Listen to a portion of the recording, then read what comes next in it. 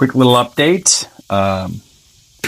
Little transom ladder I found. I had noticed the winner of the Firecracker Regatta, she had one of these on the back of her boat. She had hers down a little lower. And I don't know how she did that, because you get into the locker there and there's just like this much space to work really on the back of the boat.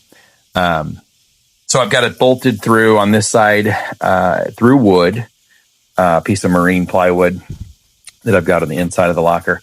And this side, unfortunately, it's in the air cavity and there's no way to get to it. So I had a small hole and a big, fat, rough, chunky screw and some 5200, and it's double bolted through. I'm not terribly worried about it. We're not going to have pulling force this way. It's going to be a downward force. So she flips down like that. She sticks out a little bit. She's got a little bit of a kick out, which is pretty cool. So that gives you the ability to then, of course, step on the transom and then climb over the back of the boat. You may be thinking, oh my gosh, that's going to put so much pressure and so much weight on the transom of the boat. Think about it this way, though. You're in the water and you're displacing weight in the water. So you don't weigh as much as you weigh. When you put weight on this step and the boat's in the water, you effectively push the boat down in the water. So it's really the hull of the boat that is supporting your weight. There will be pressure on the connection points, but not nearly as much as you think because of the water. So you get a foot on here, and really the idea is just to get enough elevation that you can grab the locker here with this hand, and from that point you can pull yourself up onto the boat pretty easily. So you don't need a whole lot of step, but it's certainly going to make things easier. Nice place to hang on to if you're swimming.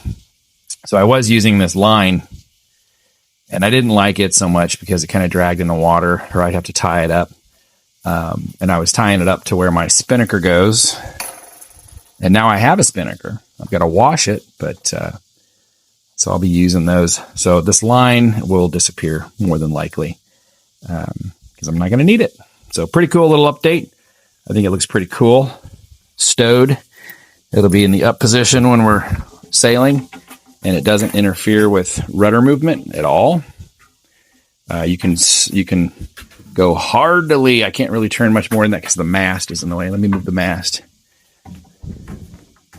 So that's how far I can go over.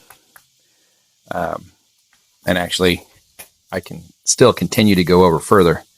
So you shouldn't need to turn the rudder that far. I mean, any further than that, you're not really being efficient with your turn, would be my opinion. So there we go. Pretty cool. So this little connection point here, I don't know if I showed anybody this. These are just line, what are these called? Line stays, I guess. I put that on the back of the boat to hold my rudder in place.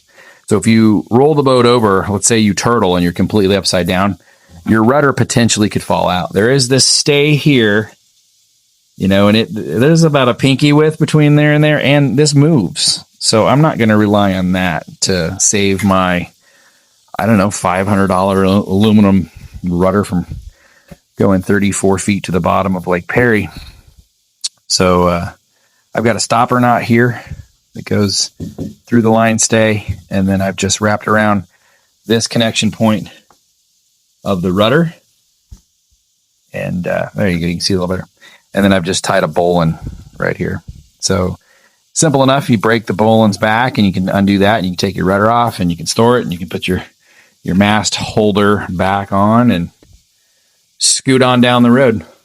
It's a pretty cool, nice little upgrade that I've done to the boat. These line stays here and here, which we're holding that line assist rope to get on the back of the boat. I mean, great in theory, totally. If you don't want to buy one of these, this thing's about $100. 2 stays and a piece of line, $12. And certainly effective. And when you're underway, all you have to really do is pull this up. You could twist a little knot, like a figure 8 right there, just to hold it up out of the way. Why not? So anyway, whatever you want to do, whatever works best for you, whatever is economical. I like putting upgrades on the boat. I think it's a cool thing. I'm going to swim off the boat often because it's cool and it's fun. And I like having the opportunity to have something stable to get on the boat with. You know, I'm 53 and it's not easy. I'll tell you, without using the line, last time I crawled in the back of the boat, impossible for me. I could not, you know, the water line is somewhere about here, and you're in a life jacket and you can't reach the locker. So trying to get yourself up on the back of the boat, it's really pretty difficult. I found it to be. Certainly if I was 20 again, or maybe 30, I'd do it real easy. But and then, of course, climbing in the side of the boat is probably even harder. So that's that. I wish I could go sailing. There's not even a single puff of wind today.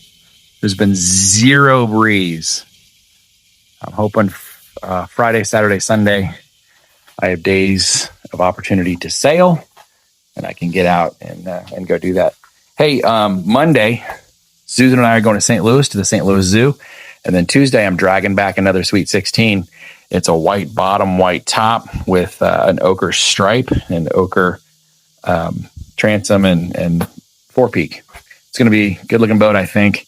I'm going to clean it up, and it's going to be up for grabs for anybody that wants to join our little Sweet 16 fleet at Lake Perry. It's going to be a lot of fun. It'll be great to get, 6, 8, even 10 people out on the lake in these little boats and challenge each other and learn and just have a real good time.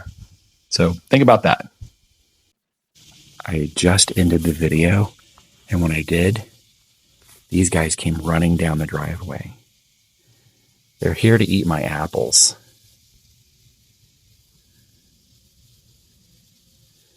Aren't they pretty girls? So that's an apple orchard they're in. And they love to snack on my apples and the apple leaves. Let's see how close we can get before they freak out.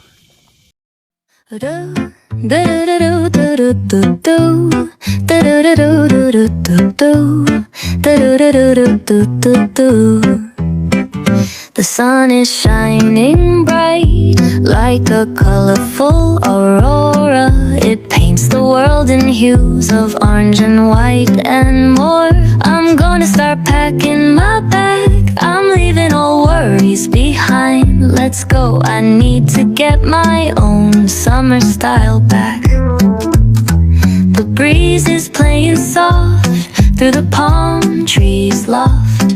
Seen it whisper secrets of. There's my other sailboat. This is a piece of playground equipment that I picked up. I can't even remember where the heck it was. It was north of the river, not far from Riverside. Some kind of a daycare kind of facility was selling this for $100, and I went and got it. I'm going to paint it. I'm going to probably redo the wood on here. And I think we'll donate it to the club for the playground. It's on big, heavy springs. See the springs down there? So it moves. We may have to put some railroad ties in the earth and then bolt it down, or maybe even a couple of concrete footings. Probably wouldn't be a bad idea. But it's bolted through that steel there on 2 big long runner feet in 4 places. Yeah, I thought this thing would be real cute at the club. Maybe we can weld a mast on it. Would be really awesome. And then put a burgie on it. Little PYC burgie. And the kids can play on it. And cool enough, when I was cleaning out my dad's stuff in his shop, if you don't know, if you haven't heard, I lost my father a couple of months ago, who was a Y-fly sailor, Quivira, back in the 70s and 80s, and I think maybe early 90s. I don't know if he sailed that late. But I was picking up a bunch of his stuff out of his shop. So I got, this is a lot of stuff from his shop. But he had a whole crate of paint. And so I'm hoping some of this paint will end up on that sailboat playground equipment. That'd be kind of cool. So it's official. I am the son of a sailor. All right, I'll holler at you later. I know I'm being goofy.